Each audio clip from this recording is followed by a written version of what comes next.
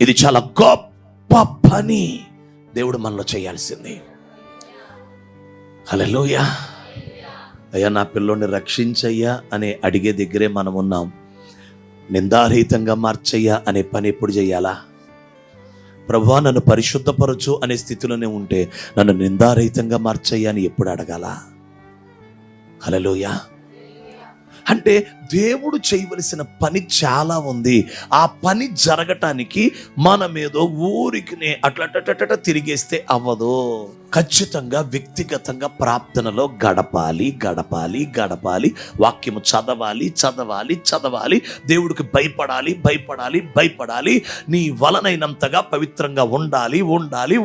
ఈ minimum responsibilities క్రైస్తవుడికి. ప్రార్థన చేసుకోవాలి, వాక్యము చదువుకోవాలి, దేవుడికి భయపడాలి, పవిత్రంగా ఉండాలి. Minimum responsibility. కనీసపు ఒక క్రైస్తవుడు ఖచ్చితంగా చేయాల్సిన, ఒక విశ్వాసి చేయవలసిన కనీసపు పనులు. ఈ కనీసం కూడా చేయకపోతే దేవునికి మనం పని చేయటానికి ఎక్కడ అవకాశం ఇస్తున్నట్టు?